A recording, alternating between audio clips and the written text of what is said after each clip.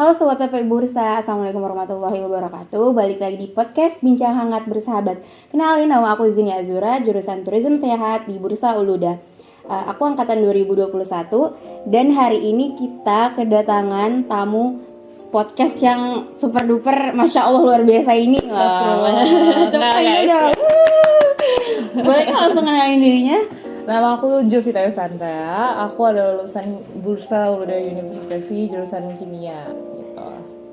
Kak Jovita, denger-denger, aku nggak denger dulu juga sih, maksudnya tahun ini lulus ya? Iya, jadi aku baru banget lulus guys tahun 2024 bulan Juli kemarin. Gitu. Masya Allah. Alhamdulillah. Bisa nggak sih Kak kasih tips and trick atau strategi atau prinsip yang Kak Jovita punya, gimana caranya lulus tepat waktu dan mendapatkan IPK yang Masya Allah luar biasa itu gitu.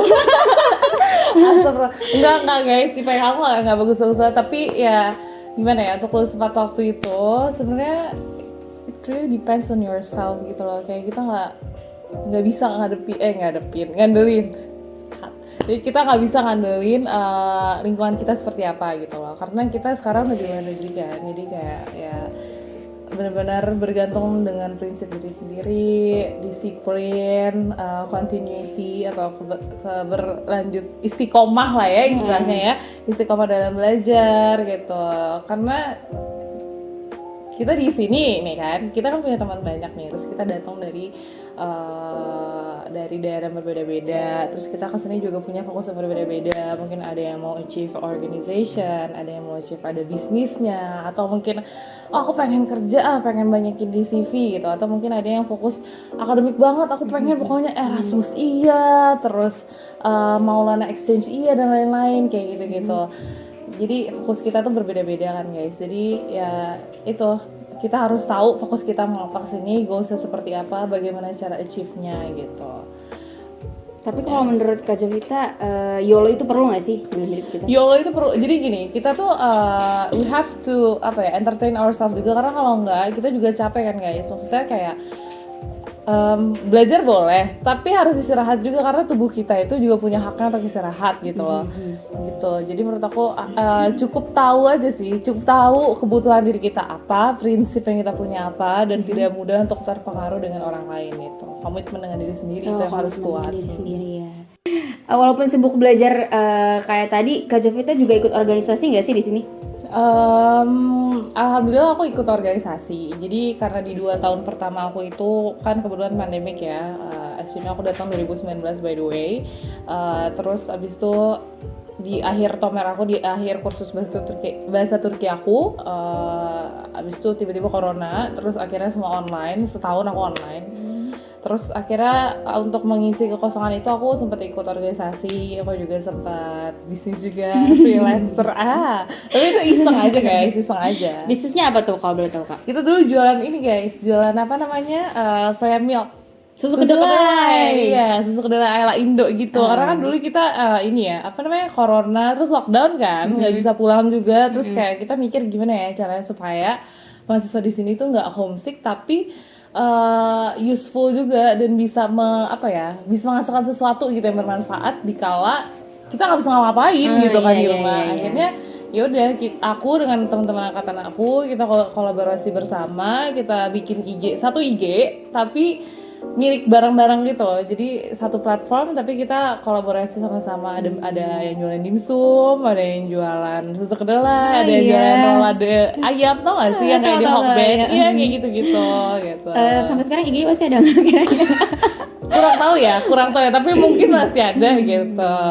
Gitulah dulu. Oke, back to topic ya. Tadi kita organisasi ya. Gitu. Oke, iya. Jadi pada tahun pertama pas online itu aku sempat ikut organisasi, yaitu PP Bursa Tabiki. Di situ aku ikut sebagai anggota aja sih, sebenarnya anggota keilmuan juga.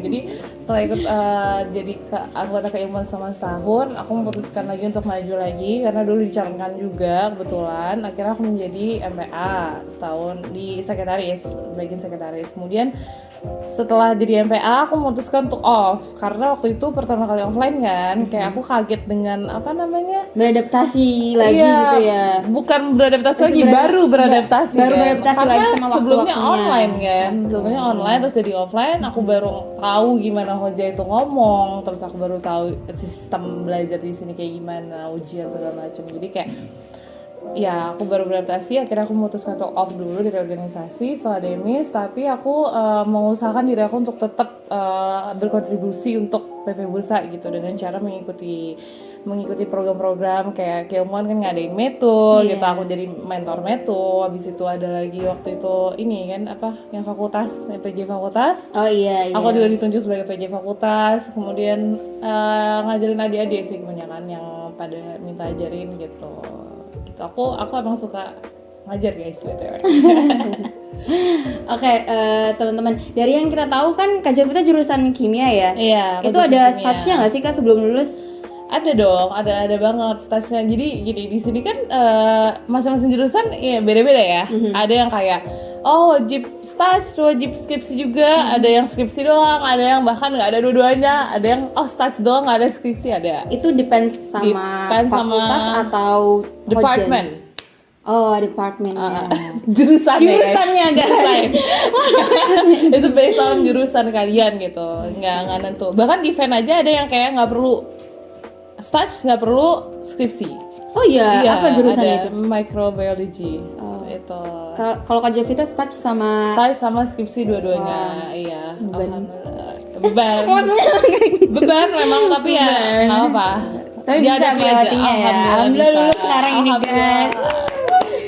Kan Kak Jovita ini saat off organisasi ikut jadi mentor-mentor metu dan lain halnya gitu ya Kak. Gimana sih cara mendukung regenerasi SDM yang berkualitas gitu, mentor-mentor yang berkualitas untuk selanjutnya? Oh ya, kan karena gimana ya?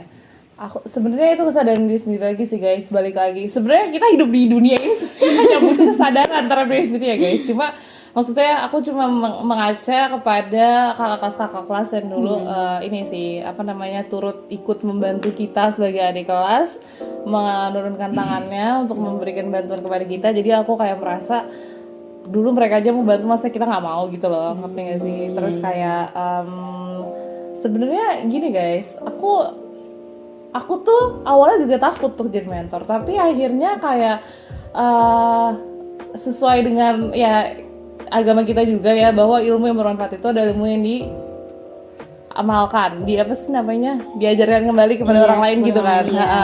Dan itu juga bisa jadi pahala jariah juga buat kita kan. Nah terus jadi aku di situ mikir kayak, aku kemarin udah tomer setahun, mungkin aku merasakan kesulitan di kuliah, tapi ilmu yang aku punya ini jangan sampai stop di aku doang, ngerti nggak sih?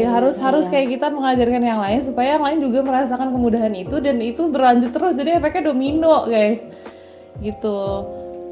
Jadi untuk menjadi mentor itu yang pertama adalah nggak boleh takut aja sih, nggak boleh takut, harus berani coba berarti. Iya, harus berani coba. Maksudnya jangan minder, jangan yang kayak dia aja yang lebih pintar nggak ngajarin mentor, masa gue mau ngajarin orang sih gitu, gue lah nilai segini. Jangan kayak gitu guys, karena ilmu itu nggak bergantung dari, maksudnya siapa yang lebih pintar siapa yang enggak gitu loh. Siapa tahu kamu yang nggak lebih pintar daripada yang lain menurut dirimu sendiri, itu lebih bermanfaat bagi orang lain kan, nggak ada yang tahu gitu. Dan basically ilmu itu ketika kita mengajarkan orang lain, ilmu itu makin nempel loh di kita gitu loh. Makanya kenapa aku mengimplementasikan ilmu ini tuh dengan mengajarkan orang lain, supaya aku juga malah tambah paham, mengulang-ulang materi juga ya, supaya kita nggak lupa, dan juga kitanya juga lebih paham gitu loh terhadap materi tersebut gitu. Makanya kenapa aku kemarin berkecimpung jadi mentor gitu, dan juga aku juga melihat ke kakak kelas juga sih, maksudnya udah turut membantu kita di masa lalu gitu kan. Maksudnya mereka aja bersedia untuk menyediakan waktu untuk membantu kita yang ibaratnya kita juga baru datang dulu kan, ngerti nggak sih? Masa ya kita mau membantu adik kelas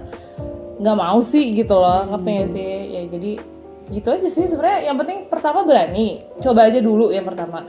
Yang kedua, nanti kalau emang bingung, tanya lagi ke yang paham. Jadi ketika misalnya kamu ngajarin nih, terus aku lupa lagi yang ini, aku nggak inget lagi, kontak lagi kakak kelas kamu yang dulu ngajarin kamu, terus kamu make sure nih bener nggak sih bang, baru kamu sampaikan ke adik kelas. Gitu sih yang aku praktekin kemarin. Aku pasti dong, aku sebagai manusia juga merasakan kan yang kayak lupa, Iya, bener terus yang kayak salah ngerti gitu, misalnya kayak kak ini kata Oja begini kok kakak begini gitu, misalnya oh bentar ya aku cross check dulu, misalnya aku cross check dulu ke kakak kelasnya dulu misalnya, atau mungkin ke Hoja Tomer kalau masih ada kontaknya bisa ditanyakan, terus baru aku ini lagi gitu. Jadi nggak perlu takut sebenarnya guys, terjun aja dulu gitu. Oh gitu ya kak. Iya gitu Tapi aja. dari kesibuk-sibukannya jadi mentor, saat Kak Jovita touch itu juga pernah nggak sih jadi mentor? Dulu jadi gini guys, aku tuh pernah jadi mentor bahasa Turki, pernah jadi mentor itu bahasa Turki kan berarti dönem içi ya, maksudnya saat KBM belajar saat kuliah gitu kan. Sedangkan aku kemarin stage itu di Yasokul, maksudnya di musim panas gitu. Aku nggak ikut Yasokul tapi aku stage gitu. Tapi tetap ada beberapa mentor yang jalan sih. Maksudnya di kelas yang minta ajarin kan ada aja ya biasanya ya. Terus pas kayak yes ya? terus habis itu apa namanya?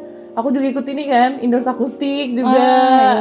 Iya, Sibuk jadi- banget ya, produktif banget loh. Enggak, itu karena emang hobi aja kalau indoors akustik ya. Aku kan emang hobi musik kan. Jadi kayak ya udah sekalian aja gitu. Ada komunitasnya kenapa nggak ikut gitu. Gitu. Bisa nggak sih kak ceritain pengalaman saat touch? Stage itu gampang-gampang susah guys. Sebenarnya dulu aku takut banget. Nih fun fact-nya adalah stage itu adalah satu hal yang paling aku takutin sama perkuliahan. Oh iya. Awalnya. Awalnya. Ternyata bukan stage yang paling ditakutin. Apa tuh? Skripsi. Skripsinya ternyata kayak Iya. teman-teman. Tapi ya udah stage itu sebenarnya nggak semenyeramkan itu guys. Awalnya aku merasa kayak wah gimana nih gitu. Namanya kita nggak belum pernah kerja nih kayak di Indo aja belum pernah kerja notabene ya tiba-tiba Iya. Suruh kerja gitu di sini gitu iya, ya. tiba-tiba disuruh kerja di sini dengan bahasa Bahasa yang Turki berbeda. gitu kan, full Turki, dan aku berkecimpungannya bener-bener di dalam lab. Bayangin nggak? Maksud aku bayangin nggak sih kalau aku salah nih misalnya tiba-tiba apa meledak gitu? Iya kan ya. Itu kan kayak nggak lucu banget gitu kan. Jadi aku kayak waktu itu bener-bener cukup takut sih. Maksudnya cukup yang kayak deg-degan gitu loh, gimana ya menghadapinya gitu. Tapi akhirnya walaupun aku merasakan kendala ya guys, kendala di Turki ini adalah susah banget cari stagiaire guys. Cuma alhamdulillah dengan kenalan-kenalan hoja atau bahkan nggak perlu hoja kampus ya, maksudnya hoja asrama aja juga. Kadang kayak kita tinggal curhat aja gitu loh, siapa tahu mereka punya relasi yang lain segala macem gitu. Karena kemarin aku dapetnya dari hoja asrama by the way ininya apa namanya shirkatnya. Jadi qadarullah kali itu aku curhat tuh malam-malam sama hojaku. Terus aku bilang kayak hoja cok stres li terus kayak kenapa gitu ya, aku harus stage tapi aku belum mendapatkan stagiairnya gitu, gimana ya hoja gitu. Terus dia nanya emang kamu bolumnya apa gitu, aku bilang ya aku bolumnya kimia. Oh kimia Muhandis, bukan aku kimia murni, aku bilang gitu. Terus katanya oh gitu, bentar aku pikir dulu nih gitu kan. Terus ternyata qadarullah ada apa namanya suami dari hojanya beliau yang punya shirkat gitu, dan shirkatnya kimia kebetulan. Oh, kebetulan banget ya. Itu qadarullah parah sih, kayak ya Allah alhamdulillah, kayak malam itu aku overthinking, malam itu kayak Allah langsung jawab itu kayak masya Allah banget. Terus akhirnya diteleponin malam itu juga kayak Jam ini ada murid aku dari Indonesia, dia kapal, terus kayak aku mau apa namanya dia mau stage dan dia butuh stagiaire gitu, apakah suamimu bisa memberikan tempat buat dia gitu kan. Akhirnya udahlah akhirnya dihubungin kan, terus kayak belum ada keputusan saat itu, tapi setidaknya aku merasa relief gitu loh, udah ada nih gitu kan. Akhirnya beberapa hari kemudian aku dipanggil tuh sama hojaku, disuruh ke bawah. Terus aku mikir kan, aduh kenapa ini, aku kira aku buat salah, ternyata apa, nanti hari Senin kamu telepon ya, ini kontaknya kamu telepon sendiri. Dan itu yang punya shirkat guys, bayangin itu yang punya shirkat. Aku nelfon beliau. Terus akhirnya aku telepon beliau, ternyata beliau baik banget, udah tua ternyata bapak itu bos aku patron aku tuh udah tua, yang punya shirkatnya itu, tapi baik banget masya Allah. Terus aku disuruh ke pabriknya, Langsung datang. Besoknya apa ya kalau nggak salah, pokoknya nggak lama daripada itulah dia bilang kayak ya udah kamu ke pabrik aja, bawa apa yang harus berkasnya apa yang harus ditandatanganin, apa yang kamu butuhkan buat dikumpulkan ke sekolah segala macam. Terus kayak oh oke gitu kan. Akhirnya aku datang, terus ternyata mereka punya interest yang cukup dalam mengenai Indonesia, guys. Wow. Iya, mereka tahu Aceh. Oh iya. Iya, mereka tahu Aceh. Terus kayak bahkan setiap hari ketika aku stage ya, guys, fun fact-nya aku pada akhirnya bukan deg-degan karena aku masuk lab, guys. Karena setiap hari dia mempertanyakan tentang sejarah Indonesia, guys. Kayak bener-bener setiap hari ada aja pertanyaannya. Dia pernah nanya aku apa coba?